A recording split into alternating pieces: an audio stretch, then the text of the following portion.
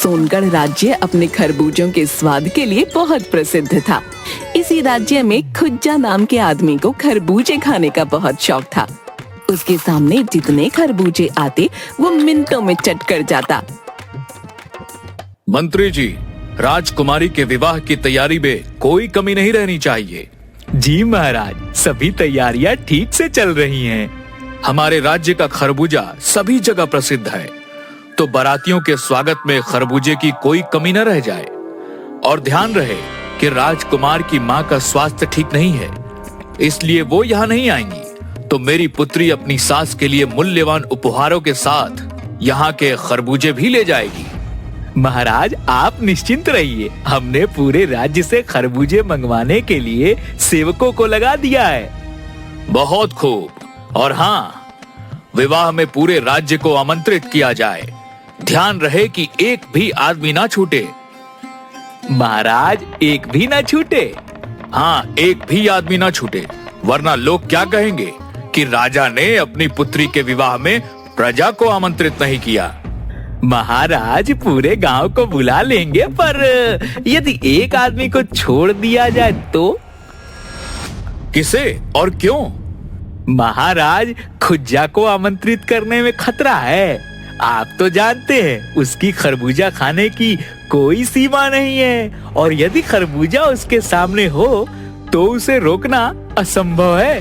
वह विवाह में आया तो बड़ी कठिनाई हो जाएगी महाराज। इस बारे में तो हमने सोचा ही नहीं। और राजकुमारी के ससुराल वालों की खास फरमाइश हमारा खरबूजा है। महाराज, खुज्जा के आने से कहीं विवाह में बड़ी समस्या न खड़ी हो जाए। मंत्री, इसे मैं तुम पर छोड़ता हूँ। इस समस्या का तुम ही कोई उपाय सोचो। महाराज, विवाह में खुज्जा को आमंत्रित न करने में ही भलाई है। यदि वह आ गया तो मैं नहीं कुछ कर पाऊंगा। उसकी वजह से कहीं आपकी नाक ना कट जाए। नहीं नहीं मंत्री, ऐसा मत कहो। तुम ऐसा करो, खुज्जा को मत बुलाओ। एक बार राजकुमारी का विवाह ठीक से संपन्न हो जाए, बाकी सब बाद में देख लेंगे। जी महाराज। एक आदमी ढोल बजाते हुए, सुनो सुनो सुनो, महाराज ने राजकुमारी के विवाह में सभी प्रजावासियों को निमंत्रण भेजा है। सभी लोग अपना निमंत्रण पत्र ले लो। सुनो सुनो सुनो। ये लो भैया, ये तुम्हारा निमंत्रण पत्र, और ये तुम्हारा। तभी खुज्जा वहाँ आता है। लाओ भैया, मेरा निमंत्रण पत्र। अरे, तुम्हारे नाम का निमंत्रण पत्र तो नहीं है। ऐसा कैसे हो सकता है? तुम अपने थैले में ध्यान से देखो। नहीं भैया, इसमें तो नहीं है। मैं मंत्री जी को बता दूंगा। अगले दिन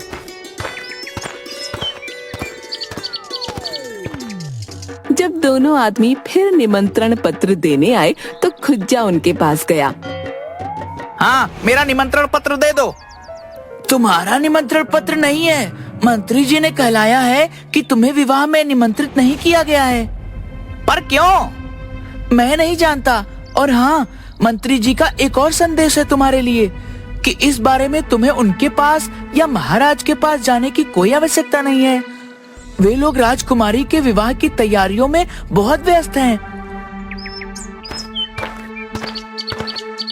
पूरे गांव को निमंत्रण दिया है, बस मुझको नहीं। ये तो अन्याय है, सरासर अन्याय है। क्या हुआ जी, आपका मुंह क्यों उतरा हुआ है? किसी ने कुछ कहा? खुज्जा कुछ नहीं बोला। क्या हुआ जी, कुछ तो बोलो।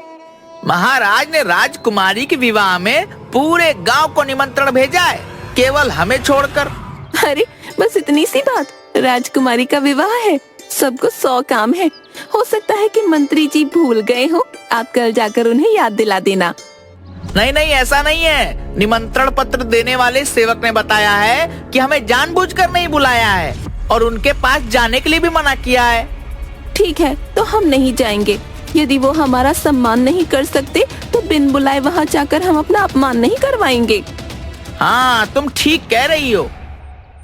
सुनो, पूरे राज्य में जितने भी खरबूजे हैं उन सबको लेकर पुराने भंडार गृह में रखवा दो और एक आदमी को रखवाली के लिए लगा दो। जी मंत्री जी, एक समस्या और है। कैसी समस्या? यदि राज्य के किसान अपने मर्जी से खरबूजे न दे तो क्या उनके साथ जबरदस्ती करना ठीक रहेगा? किसान देंगे क्यों नहीं भाई, राजकुमारी का विवाह है और हमारे राज्य का खरबूजा महाराज की आन बान है। इतना स्वादिष्ट फल हमारे आसपास के राज्य तो क्या दूर दूर तक नहीं है।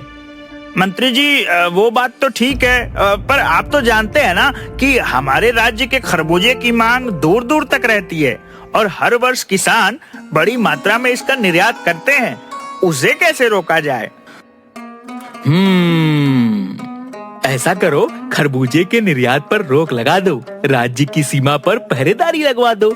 एक भी खरबूजा सीमा पार न जा पाए तो थक हार कर किसानों को सारे खरबूजे देने ही पड़ेंगे।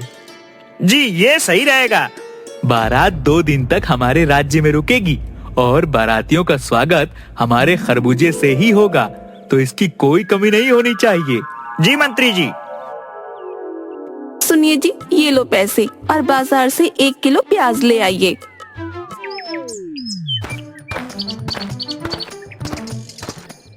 खुज्जा बाजार में गया।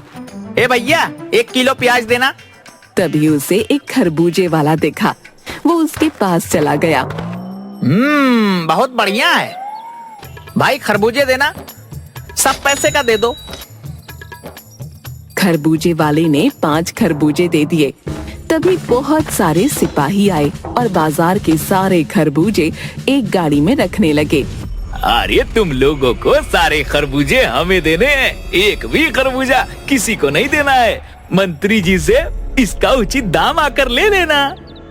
खुज्जा ने ये सब देखा तो वहाँ से फौरन भाग गया और घर का दरवाजा बंद करके फटाफट खरबूजे खाने लगा।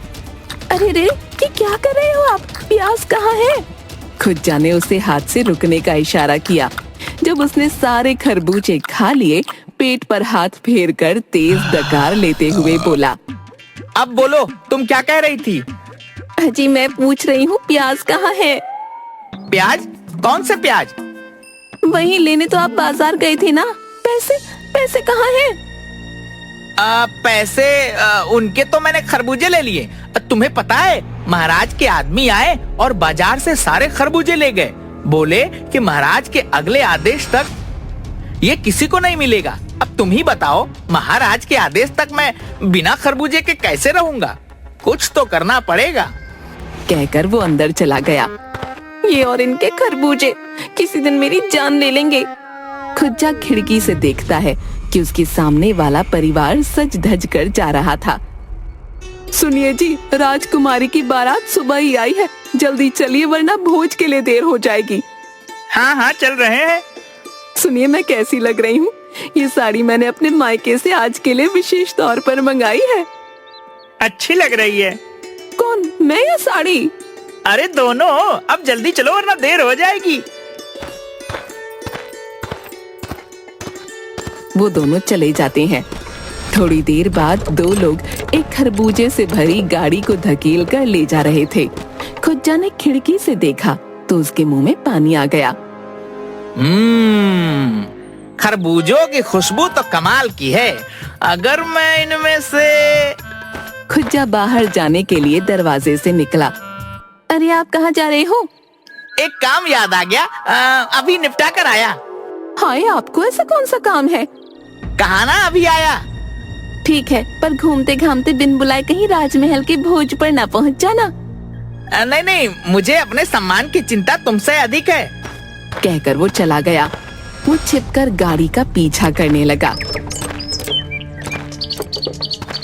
कोई आदमी नहीं दिख रहा। पूरा गांव सूना पड़ा है। सब लोग राजकुमारी के विवाह में गए हैं। दोनों आदमी गाड़ी को धकेल कर सूनी जगह पर ले गए।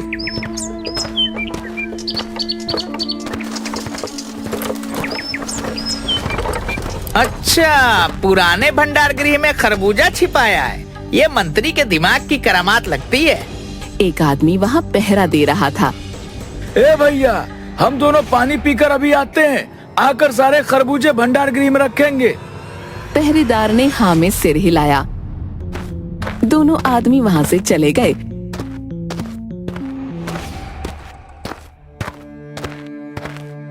पहरेदार भी अंगड़ाई लेते हुए बैठ गया। खुज्जा छुपता छुपाता हुआ आया और 4-5 खरबूजे उठाकर दबे पांव वहां से भाग गया। थोड़ी दूर जाकर एक पेड़ के नीचे बैठकर, ये खरबूजे यही खा लेता हूँ। अगर भगवान ने खरबूजे देख लिए तो पूरी कहानी समझ जाएगी और लड़ेगी। खुज्जा ने घूंसे मारकर खरबूजे तोड़े और सब जल्दी जल्दी खा गया। खाने के बाद उसने हाथ चाटे। मजा आ गया। चोरी के खरबूजे का तो स्वाद ही अलग है।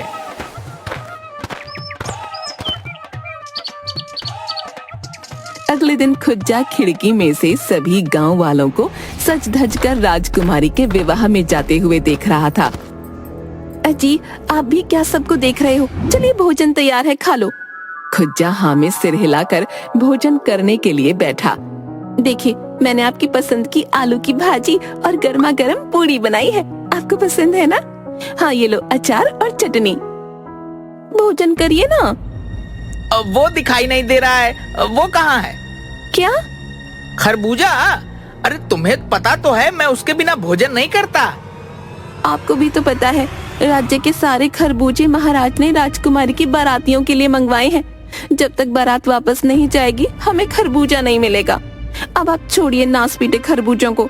देखिए मैंने आपके लिए क्या सब बनाया है, खाइए ना। खुज्जा चुपचाप खाने लगा।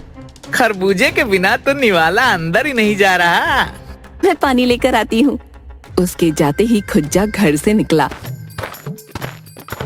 और सीधा पुराने भंडार गृह के पास पहुंचकर छिप गया।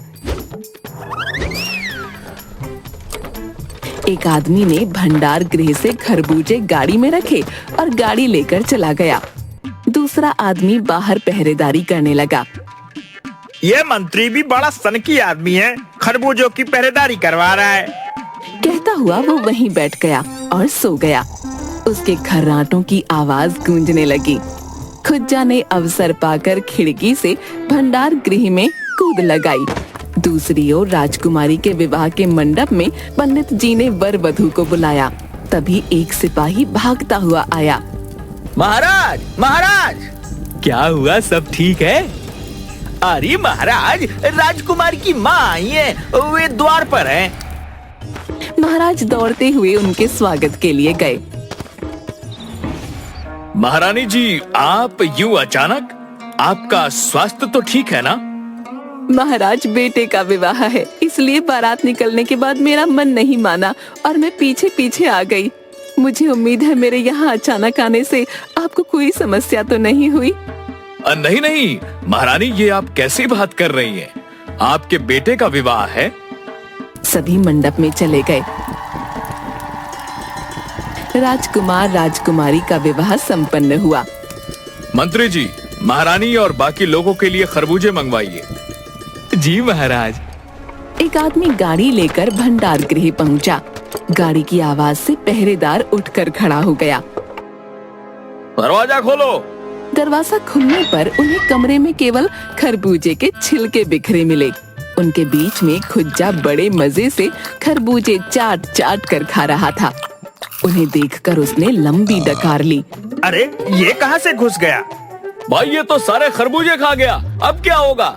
महाराज मुझे मृत्यु दंड दे देंगे। ना ना, ऐसा मत कहो। मैं वहाँ खाली हाथ नहीं जाऊंगा। जब बहुत देर तक वो आदमी नहीं आया तो मंत्री ने दूसरे आदमी को भेजा। वो भी नहीं आया। तीसरे आदमी को भेजा, पर वो भी नहीं आया। बहुत देर हो गई है। माजरा क्या है? कहीं महाराज क्रोधित न हो जाएं। तभी महाराज ने मंत्री को फिर संकेत दिया तो वो खुद भंडार गृह की ओर चला गया, पर वो फिर भी नहीं आया। इतनी देर होने पर महाराज मुख्य रसोइये के पास गए। इतनी देर हो गई, महारानी के लिए खरबूजा अभी तक क्यों नहीं आया? महाराज, मैं नहीं जानता, मंत्री जी खुद भंडार गृह गए हैं। तभी पीछे से महारानी आ गई। शांत हो जाइए महाराज, इतना क्रोध करना ठीक नहीं। आपने विवाह का प्रबंध बहुत अच्छा किया। रही खरबूजे की बात तो कोई बात नहीं, फिर कभी चख लेंगे। ऐसा मत कहिए महारानी, खरबूजा अभी 5 मिनट में आएगा। महाराज ने रसोइये को देखा तो उसने सब कुछ बता दिया। सुनकर महारानी हंसने लगी। महाराज आप भी ना, चलिए हम खुद भंडार गृह की ओर चलते हैं। इसी बहाने आपका राज्य भी देख लेंगे और हमारी सैर भी हो जाएगी।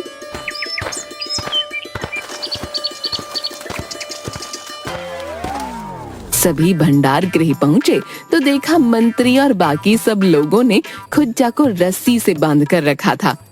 भंडार गृह की हालत देखकर महाराज हैरान हो गए। महाराज आप यहाँ? मंत्री ये मैं क्या देख रहा हूँ? महाराज ये खुज्जा न जाने कैसे घुस गया और सारे खरबूजे खा गया। एक अकेला आदमी इतने खरबूजे खा गया? जी महारानी। सुनकर महारानी हंसने लगी। महाराज लगता है आपके राज्य के खरबूजों का स्वाद हमारे भाग्य में नहीं। अब इस बेचारे को छोड़ दीजिए। महाराज ने मंत्री को संकेत किया तो खुज्जा की रस्सियां खोल दी गईं। रस्सी खोलते ही खुज्जा पीछे की ओर भागकर कोने में छिपाए हुए 2 खरबूजे उठाकर ले आया और महारानी को देने लगा। मैंने ये बचा कर रखे थे, आप हमारी अतिथि है ना, ये लीजिए आपके लिए। महाराज आप निराले, आपका राज्य निराला और आपकी प्रजा भी निराली।